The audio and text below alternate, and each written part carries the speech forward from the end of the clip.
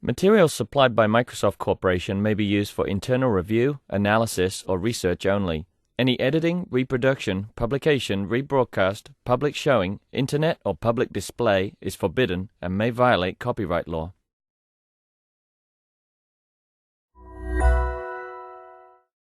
Welcome everyone. It's a pleasure to have David Harris from Maryland. Today he's going to tell us about a new randomized rounding algorithm based on Lovasz Local Lemma. Hi. This is work with me and Arvind Srinivasan about partial resampling. So we're going to consider two types of integer programs of this talk. So the simplest one to describe, and I'll spend most of the time on it because it's just a little bit easier to describe it, is the integer covering problem. So you have n integer variables, and you have some linear constraints on them. So some covering constraints. So all the coefficients are positive, and you have a positive right-hand side. And you can just scale all these constraints so the coefficients are all in the range 0 to 1. And you want to solve these constraints, and you want to minimize some linear objective function, c dot x. So you can kind of think of this as a weighted generalization of set cover. So in a set cover instance, you're given a collection of sets, and you want to find a subset of them that covers the entire space. So you can kind of think of this as each element in your ground set gives you a covering constraint, but the coefficients are all just 0 or 1. And in the set cover instance, you want to find the smallest set cover, so your objective function is just the sum with coefficient 1. So the integer covering problem, you can have other objective functions, other weights in your objective functions, and other weights in your constraints. Can you just go back just a second? Yeah. I've got it. Oh, okay, sure. I just didn't really know. Sure. So another integer programming problem I want to consider is the assignment packing problem. So you have variables x1 through xn, but these are just kind of categorical variables. So they can take on some values in some set j1 through jn, or just a set of integers, for example. And you have the constraints that are they're all linear constraints, but they have a coefficient akij, but they also have a term which is an indicator variable for whether variable I takes on value j. So this is just the Iverson notation. It's 1 if variable I takes on value j and 0 otherwise. So these are all the constraints. They're all packing constraints, but you also have the additional constraint that if a variable has to take one value out of some range. And you want to find just some values for the variables which satisfy all the constraints. There's not necessarily an objective function here. You just want to find a feasible solution. So it's you have packing constraints, but you also have assignment constraints because you need to assign every variable one value from a set. So you can't solve these problems exactly. You can approximate them, and there are a lot of different ways you can talk about approximating these types of integer programs. And we'll talk mostly about the integer covering problem because it's a lot simpler to describe. So one scheme is you need to satisfy all the constraints exactly, but you want to minimize the objective function. You want to get the objective function as close to the optimal one as possible. There are other types of approximations where you might approximately satisfy the covering constraints and so on. But we'll just talk about this variant where you satisfy the covering constraints exactly and you satisfy the objective function approximately. So one type of approximation algorithm is based on the LP relaxation followed by randomized rounding paradigm. So the first step is you replace every constraint that the variables have to be integers with the constraint that they have to be real numbers. And if you do that, then you get a linear program, which you can solve exactly. And you can get a fractional solution, and the fractional solution has value less than the optimal one. So the next step is you want to find an integer value for the variables that makes it close to the fractional value for the objective function. And we'll actually do something a little bit more general.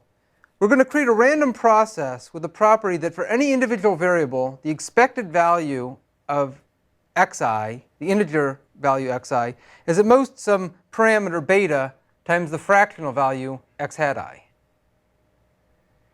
And this will be true for each variable individually. In this case, it's automatically true that the expected objective function, the expected value of the objective function is at most beta times the optimal one. So you automatically get a beta approximation algorithm, but in fact it's kind of an oblivious approximation algorithm, because when you're running this algorithm, you don't actually need to know what the objective function is. This also satisfies the feasibility constraints. Yes, yes. So the xi satisfies the feasibility constraints with probability 1.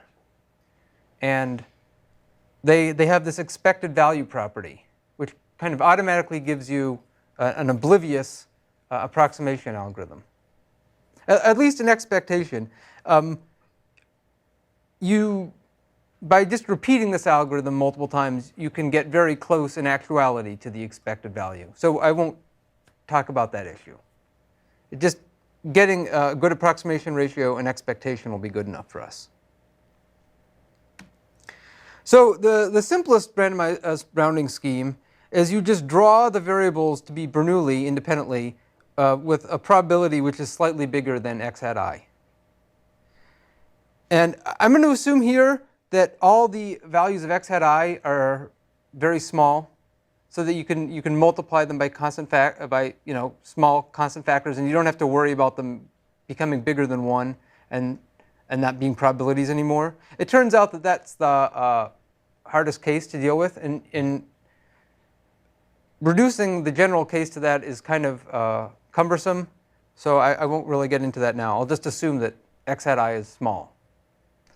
So if you do this, then if you look at any individual covering constraint, well, the expected value of the variables xi is at least equal to alpha times ak, because the fractional solution is equal to ak. So you have a sum of independent 0, 1 random variables with mean alpha ak, and you want to know what's the probability that it is actually at least equal to ak in actuality, not just an expectation. Greater than equal to ak, yeah. And you can use the standard Chernoff bound. And if you do this, and you set the parameter alpha to be about 1 plus log m over the minimum value of a of the right-hand side, plus this square root term, you have to remember that either a min or m could be big. So it's possible that a min is going to infinity. So in that case, in the case that a min is very big and m is small, then the square root term becomes the dominant one, and you get close to approximation factor 1. So if you set alpha to this value, then all the constraints are satisfied with high probability. And you can show that the expected value of the xi's, given that the constraints are satisfied, is still close to alpha. So you get this same kind of approximation ratio. 1 plus this a term which is like log of m over a min plus its square root of that same value. So that's the standard Chernoff bound, standard randomized rounding. So one problem with this type of approximation algorithm is that the dependence of the approximation ratio depends on the overall number of constraints, which is kind of can go to infinity as the problem size becomes big. So what you'd often like is a scale-free approximation ratio, one which does not depend on the overall size of the system, but kind of only on its structural property. And one very common way of getting this in this context is in terms of the system is column sparse. That is, every variable appears in relatively few constraints. So there are two ways you could measure how column sparse the system is. Two common ways are in terms of the L0 or L1 norms of the columns. So the L0 norm is just the number of non-zero entries in every column. And the L1 norm is just the sum of the coefficients in a column. And remember, we've scaled all the entries so the coefficients are in the range 0 to 1. So the L1 norm is always smaller than the L0 norm. And it's possible that you could have systems in which the L1 norm is much smaller. And these are both much smaller than M. So can you get an approximation ratio which is a function of these column sparsity measures, not the overall system size?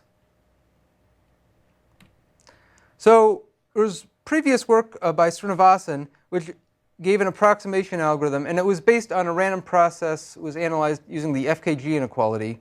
I won't get into a lot of detail with it here, but it gives you an approximation ratio that has this form. Sorry, there's an error on this slide. There should be an extra term here. There should be an extra term for the square root term. There should be an extra term log of A min over A min. I left that off the slide. But you get this approximation ratio. And the work of Srinivasan was not based on the Lovasz Local Lemma, but the Lovasz Local Lemma is another very standard technique for getting these kind of scale-free approximation ratios. And you could use that tool to get a similar approximation ratio, although that was not the approach taken by Srinivasan. So let's review the basic form of the Lovasz Local Lemma and how it would apply to this problem first. So in the Lovasz Local Lemma, you have bad events in some probability space. In our context, a bad event would be that one of our covering constraints is violated. And these bad events involve a subset of the variables.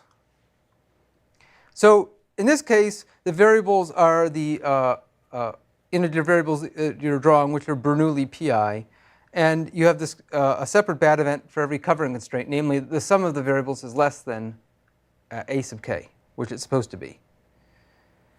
And the key property in understanding the local lemma is to decide whether bad events affect each other. And in the case of the local lemma, this would be bad events affect each other if they overlap on a variable, if there's a common variable that affects both of them.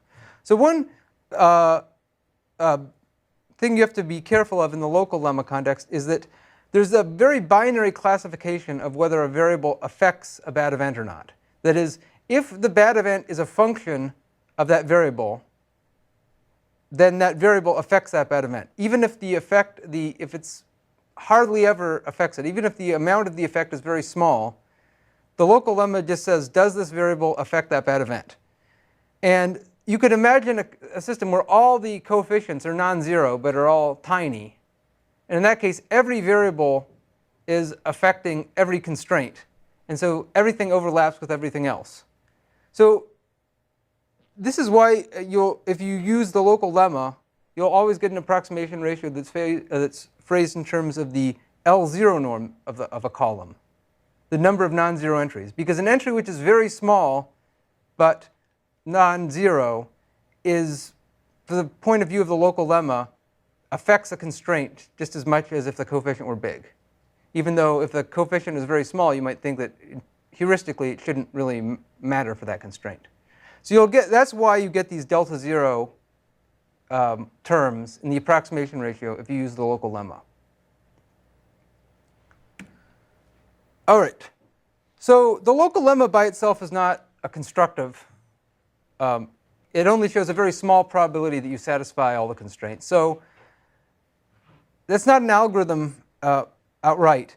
You can turn into an algorithm using the framework of Moser and Tardos, which turns almost all the applications of the local lemma into constructive algorithms. And you could use it for this problem just like you could use it for everything else. It would basically work like this. You begin by drawing all your variables from their original distribution, Bernoulli p. And if you find some covering constraint is violated, that is the sum of the variables is less than the right-hand side a sub k, then for every non-zero coefficient a sub ki, you would draw xi from its original distribution again. If a sub ki is 0, then you don't change its value. You just leave it alone. And if you set alpha to be that same value for the approximation ratio, this algorithm converges.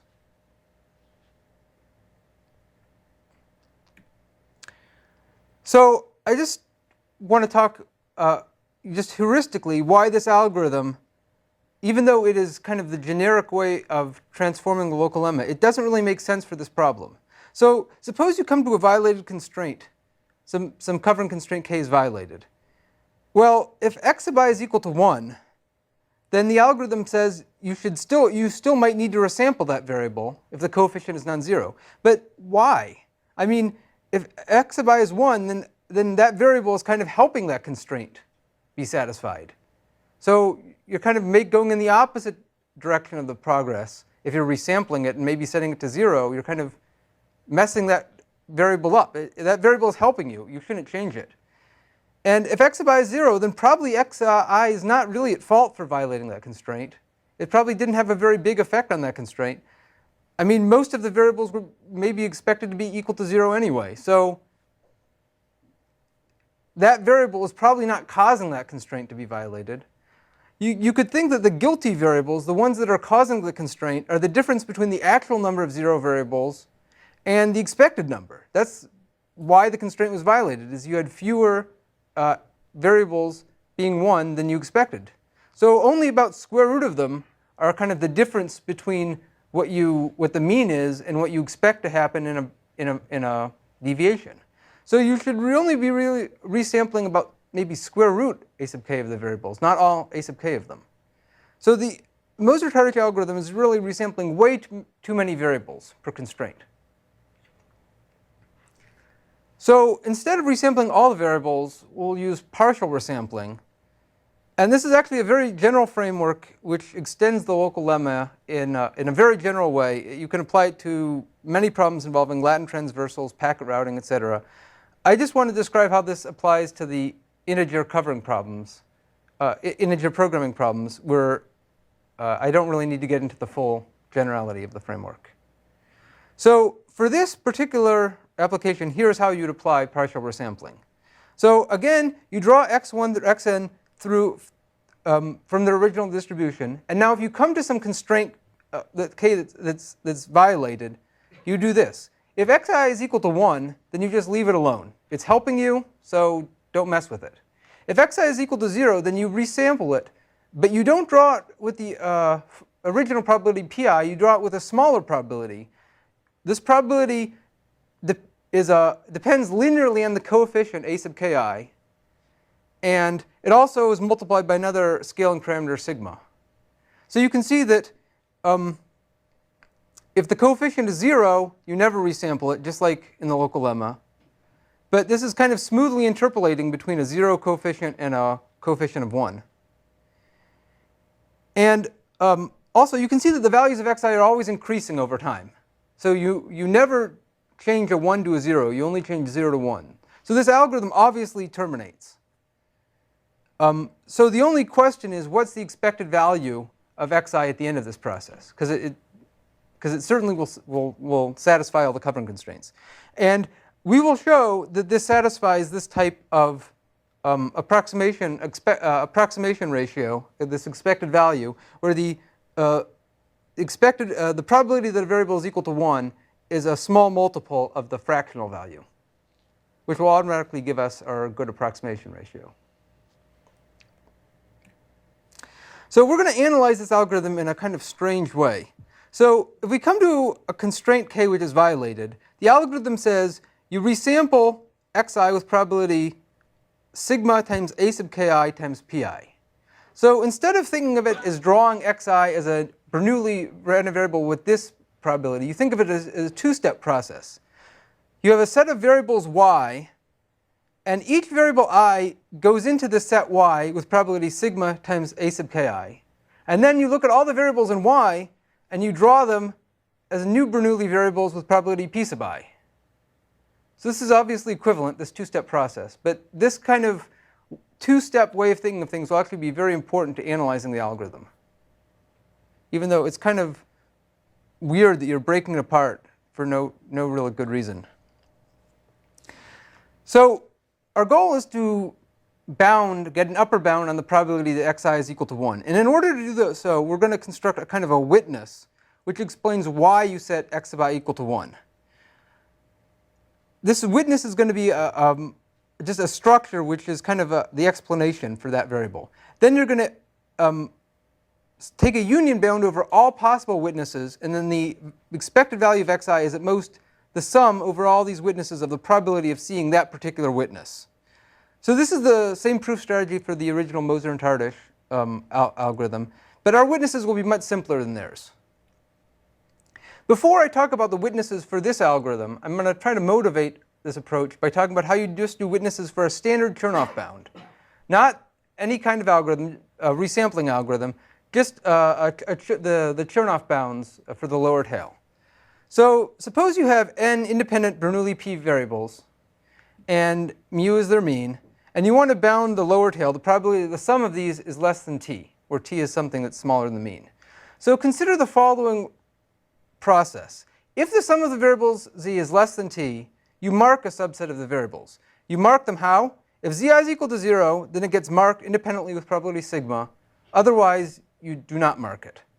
Well, since you only have any marked variables at all if the sum of the variables is less than or equal to t, you have this obvious equality that the probability that's less than or equal to t is the sum over all possible subsets of 2n that v is the marked set of variables. And v, you can think of it as a witness that the sum was too small. Now suppose you consider some fixed v subset of on n variables. The following are necessary conditions for v to be the marked set. Well, first, any variable inside v had to have z is I equal to 0. And that has probability 1 minus p to the size of v. Any I in v had to be marked. Well, that has probability sigma to the v. The third condition is that any integer which is not marked but still had zi is equal to 0 must have, any variable which is not in v but was equal to 0 must have been unmarked. Otherwise, you would have put it into v. The last term, well, you take the product of 1 minus sigma over all variables which were equal to 0 but not in v. But the key point here is there have to be at least n minus t minus the size of v of them in order to mark anything. Otherwise, you would not have had the sum of zi less than or equal to t. So this last term is at most equal to 1 minus sigma times to the power of n minus t minus the size of v. So the overall probability that v was the marked set is at most the product of those three terms. And if you sum over all v, you get the probability that the sum of z is less than t is at most that expression there. So that's true. That bound is a valid bound for any sigma in the range 0 to 1. So we can optimize it. And when we do, and do some further calculus, we get the following expression, which is the classical Chernoff bound. So you've kind of given a witness-based proof for the standard Chernoff lower tail bound. So you should really keep this example in mind as we talk about other witnesses which are more complex. So we need to give a kind of a witness bound, not just for the event that the initial values for these variables failed to satisfy some constraint, but that the values of some variables after multiple rounds of resampling failed to satisfy some covering constraint. So it's going to be a more complicated witness, but the same intuition will apply. So for any constraint, you can list all the resampled sets for those constraints, for that constraint. Remember, we have this two-step process. First, we choose a set y, and then for every variable in y, we draw the variables with probability p sub I. So y sub k1, y sub k2 are the resampled sets, the first set that you draw in this two-step process. So there are two ways you could have had some variable xi equal to 1. Well, first of all, in the very first step of the algorithm, you could have drawn x sub I is equal to 1. In that case, your witness structure will just be the empty list. It'll just be the null structure. The second way you could have it is during the nth resampling of some constraint, k, you set xi is equal to 1 for the first time. And in that case, the witness will be the list of sets y sub k1 through y sub kl. And you necessarily have to have variable I inside y sub kl, because otherwise the variable xi won't change during that resampling. So the witness will be that list, those list of sets.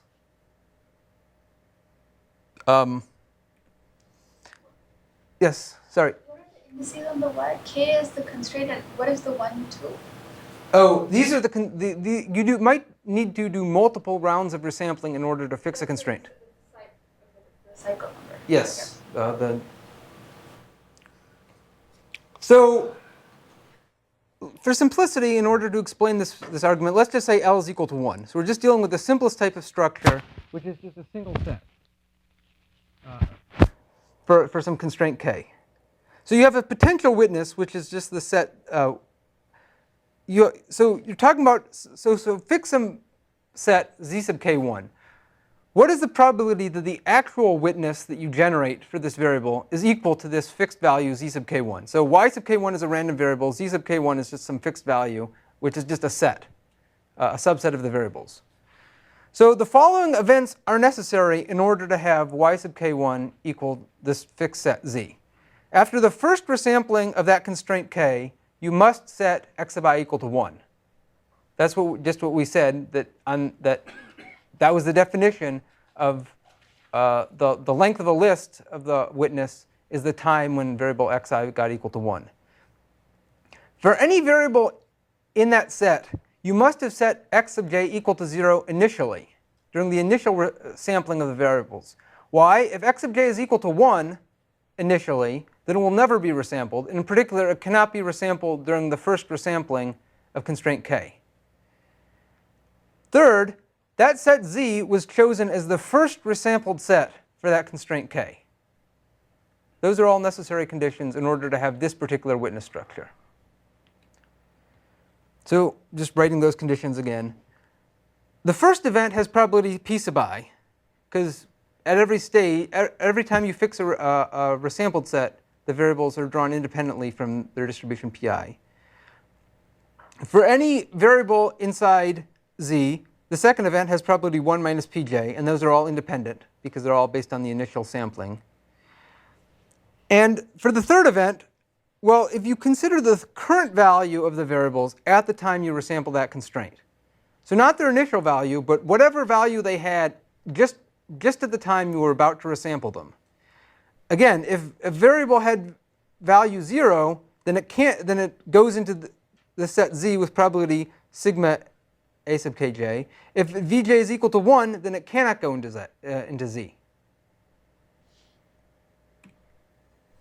Again, letting V1 through Vn denote the current value of the variables just at the time you resample k. So the probability that you set y1 equal to z is this product where it's in terms of the current value of the variables. That for any variable which is equal to 0, it goes into Z with probability sigma times akj. And if it's equal to 1, it definitely does not go into Z. And again, you make the key observation that the constraint k is not currently being satisfied in order to have it being resampled. So the sum of akj vj is less than ak at the time it was resampled. And if you plug that into this expression, you see that this term there can be upper bounded by 1 minus sigma to the minus ak. So if you put this all together, you see that the total probability of encountering this witness structure is at most this probability which you see. And if you sum now over all values, so this is just for one particular type of witness structure, the simplest type, that has just a single set in it. So now if you sum over all possible witness structures, including allowing k and L to vary, you can get this expression here. And you see that you have the sum of a sub ki. So you have the bound you can put in is the L1 norm of that column. And the last line, you just have to choose sigma and alpha carefully in order to, you basically optimize them in order to minimize that expression, which is kind of involved, but it's nothing too interesting. So you get this dependence on sigma 1 instead of sigma 0 because you actually have the sum of the AKI. And in fact, the coefficient there is 1. So it's not constant. It's not 1 plus constant times that term. It's actually 1 plus that term. That constant for that first term is actually equal to 1. So you get this bound on the expected value of any variable, and that automatically gives you that same approximation ratio. So we've talked about before. So let's see if we can get any lower bounds on this approximation ratio. How close is this approximation ratio to optimal? Well, for one thing, when the minimum value a min goes to infinity, then our approximation ratio basically is something of the order of 1 plus O of square root of the natural log of delta 1 plus 1 over a min. So how close is that to optimal? That's 1/2 of the asymptotics. And the other half is what happens when delta is very large. In that case, you get an approximation ratio which is basically 1 minus some little o of 1 term times the natural log of delta 1 plus 1 over a min. So that actually is optimal if you reduce to set cover. So the hardness of approximating set cover shows you that at least the first order term is optimal, including the optimal constant. But that kind of hardness ratio is really vacuous when a min goes to infinity. So the hardness of set cover gives you nothing when a min is large, because you're saying that the hardness is some value less than 1, which is stupid. I mean, the approximation ratio can't be better than 1. So previously, there were no non-trivial bounds that were actually known in that regime when a min is much larger than delta. So a min is the right-hand side? Yes. The right-hand side. Yes. Okay. So here's actually a construction of an integrality gap for the case when a min is large. So you can consider the following integer covering system. So for all you think of I and k, that I is the set of variables and k is the set of constraints as vectors over gf2 to the n. And you can consider a system which is defined by the sum over all I which are perpendicular to k. That should be i's such that k dot I is equal to 0. I left that off my slide. Of those xi is at least equal to a. So you have 2 to the n constraints and 2 to the n variables. And the objective function is just the symmetric one where you're just summing over all xi. So this is a very simple fractional solution where you just set xi equal to a over 2 to the n minus 1. And there was a previous analysis by Vazirani which was really only targeted for the case when a is equal to 1, just the simplest case, which showed that any integral solution has to satisfy that sum of I x sub I has to be at least equal to n. And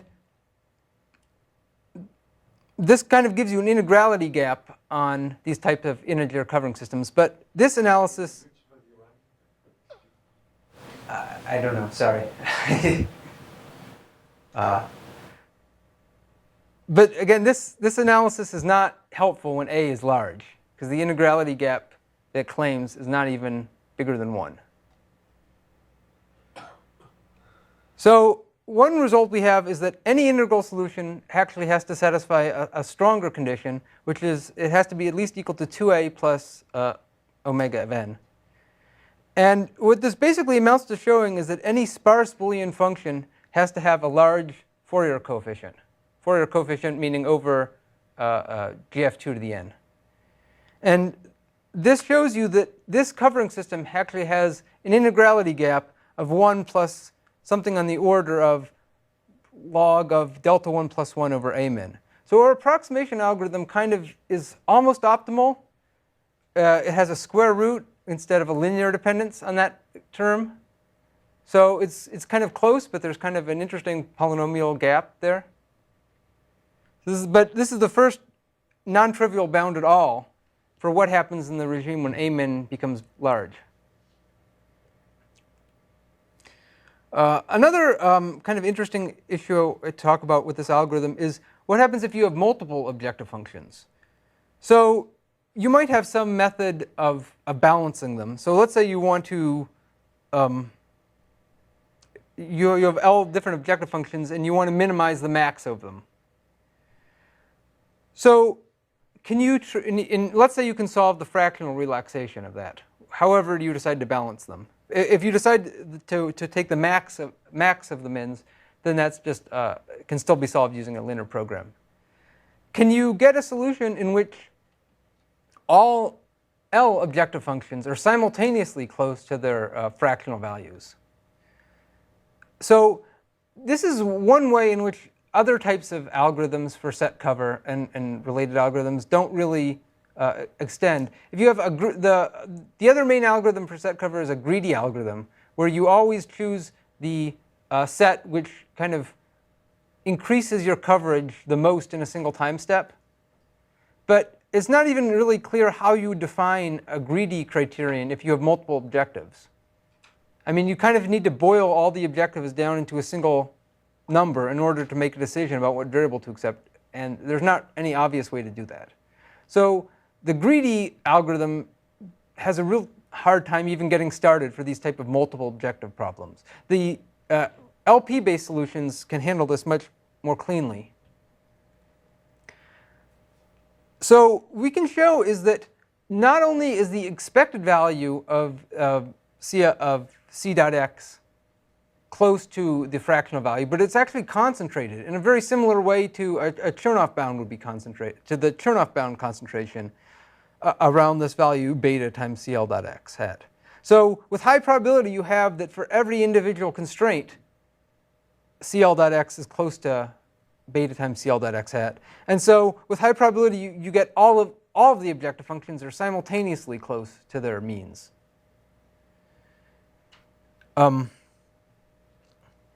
This doesn't follow just from this expected value property for the variables. And the way you do this is you show basically a bound on the correlation, the bound on the product of monomials. So we previously showed that the probability that any individual variable is equal to 1 is at most this term rho sub I, where rho sub I is equal to the probability plus some small approximation terms. So in fact, you can show that for any subset of variables, you have this bound on the probability that they're all simultaneously equal to 1, which is the product of the rho i's. So this is basically the same as what would be as if they were independently drawn as Bernoulli with probability rho I. In particular, this type of monomial product property is enough to give you Chernoff upper tail bounds. And the way you show that is given the set R, you can build a witness for the event that all of these variables are all equal to 1, not just the a witness that any individual variable is equal to 1. And the way you do that is that for each variable that was equal to 1, you find out which resampling of which constraint made it equal to 1, and you list all the resampled sets for those constraints before that last time when that variable got equal to 1. So some of these lists might appear twice, because you might have two different variables which were equal to 1 on different resamplings of the same constraint. But that's OK. You just list both of them. And you can do a very similar thing where you sum over witness structures to get this joint probability property. Another extension you can talk about is if you're given multiplicity constraints. So in the statement of the problem, I just said that xi has to be an integer of unbounded size. But you can also consider a version in which there are constraints on the size of the variables, not just an integer of unbounded size, but some upper bound on its size d sub I. These are called multiplicity constraints. So these can be easily incorporated into the linear relaxation. They're not very easy to incorporate into a greedy algorithm, but the LP-based approach can easily put them in. But can you still get a good approximation ratio while trying to preserve these multiplicity constraints? So if you just analyze the algorithm straightforwardly, you'll see that the solution size can be much bigger than the fractional value. So I was only talking about the case in which the fractional values were all small, but it turns out the reduction from the general case to the case when they're all small loses a lot in the solution size, possibly. So Kooliopoulos and Young gave an algorithm that you can't respect them exactly, but you can violate these constraints compared to the optimal solution by a 1 plus epsilon factor. And if you do so, you have a term in the approximation ratio which is basically on the order of 1 over epsilon squared. And if you want to satisfy them exactly, you can do it, but now you get an approximation ratio which doesn't depend on A and depends on the log of delta 0. So we show that if you just modify a few parameters of our algorithm, don't make any other changes, just basically change alpha and sigma to new values, then you can still get this expected value property where now the approximation ratio is only inflated by a factor of 1 over epsilon. And you can see that this improves on the result of Kooliopoulos in a lot of different ways. Sorry, these deltas should be delta 1. So we get delta 1 instead of delta 0. You get 1 over epsilon instead of 1 over epsilon squared, and so on. And in fact, you can show a hardness of on the order of natural log of delta 1 plus 1 over a min times epsilon. So this is essentially optimal approximation ratio for this case when you have these types of multiplicity constraints. All right, so now I've talked a lot about the integer covering problem. So I'll talk about how to extend this type of analysis to the assignment packing problem. So recall the assignment packing problem, you have variables which take on values in some range ji. And you have all these constraints which are all sums of indicator variables for these variables. And you want to find some values of values x which nearly satisfy the constraints. So the first step is you can find a fractional solution which satisfies all the constraints if an integer solution exists. And if you use a simple application of the local lemma plus some randomized rounding, you'll get an approximation ratio that looks like this, where you have delta zeros. Again, the same issue that if a coefficient is non-zero but tiny, then for the local lemma, it means that that variable affects that constraint. So again, you could use the Moser-Tardos algorithm to solve this, to get an algorithmic form of what the local lemma gives you. And again, you have the same issue. Suppose you come to some violated constraint. So the straightforward application of the Moser-Tardos algorithm would say for any variable with a non-zero coefficient, you have to resample that variable. But that doesn't make any sense, heuristically. If the coefficient is tiny, then that variable has almost no effect. So you probably shouldn't be resampling it.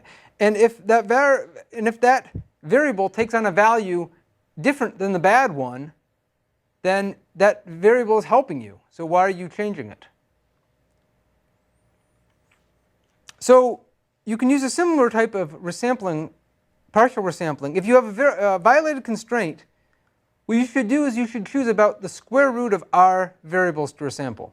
R is the right-hand side of this assignment packing constraint. And you shouldn't choose the variables, you shouldn't choose the set uniformly at random among all sets of that cardinality. What you should is that the probability of choosing any set should be proportional to the product of the coefficients, the corresponding coefficients. And once you choose this resampled set, you draw the variables from their original distribution. And this avoids all the problems, at least heuristically, of the Moser-Tardos algorithm. And again, why about square root of r? Well, it's the difference between what you expect a bad event to look like and what the expectation is. So the expected number of variables that are going to be true in this constraint is about r. Because that's what the expected value of the sum was. And usually, if a sum of random variables is bigger than its mean, it's about a standard deviation from its mean. So only about square root r of the variables are kind of being worse than you expect. So those are kind of only the guilty variables that are really causing the problem. That's kind of the intuition between why you see square root of r.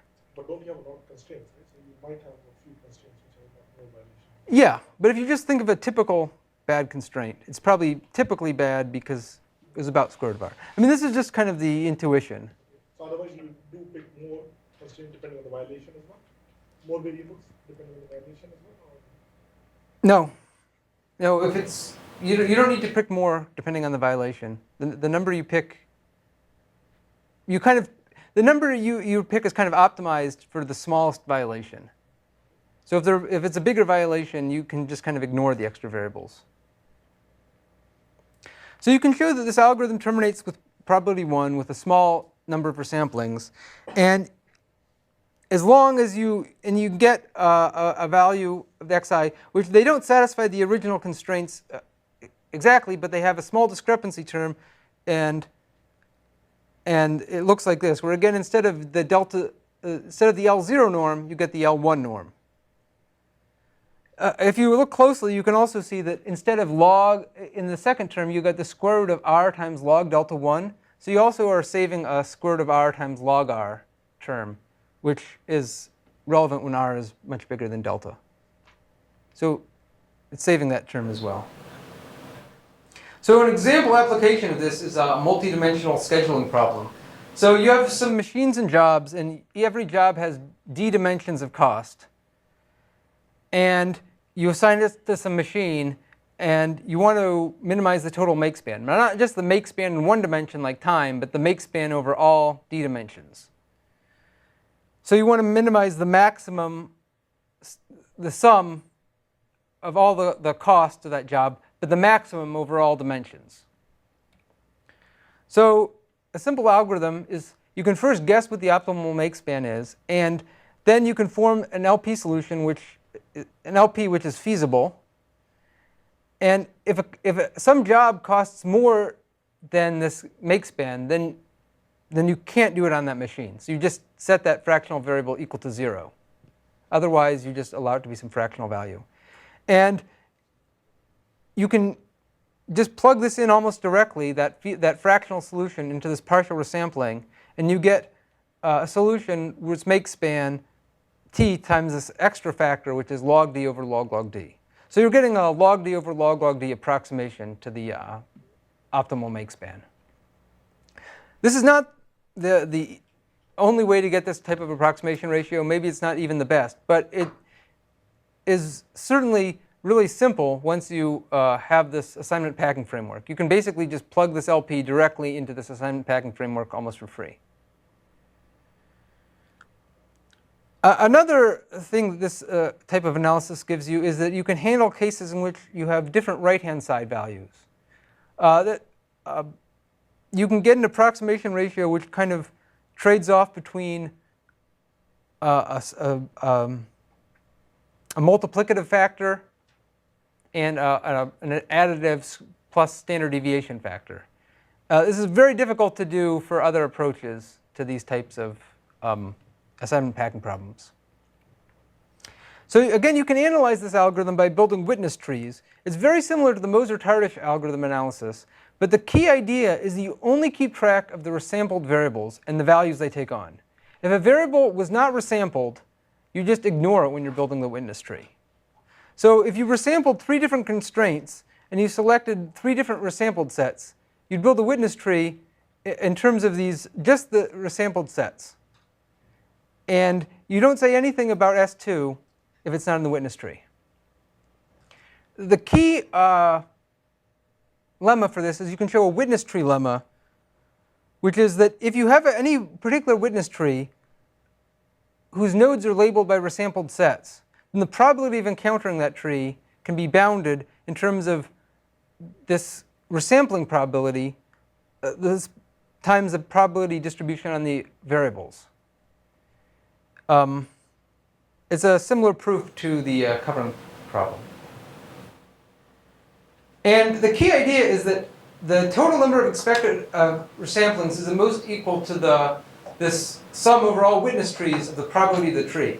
And by only keeping track of resampled variables, you are greatly reducing the total number of witness trees, because most variables are not being counted in the witness trees. So you're losing information, but you're also really reducing the total number of witness trees you're considering. So the sum is over a much smaller set by ignoring those variables. And so this sum becomes smaller. So wondering whether you can continue to apply this type of partial resampling methodology to other types of integer programming problems, packing problems, mixed problems involving covering and packing. So we have bounds in terms of the L1 and L0 norms, but can you also get any bounds in terms of higher norms? And also this kind of interesting question is, what is the correct approximation ratio for the covering integer problem when a min is becoming large? Do you have that square root term there or not? I think the linear term is the correct one. It's a guess. That's all. Thank you.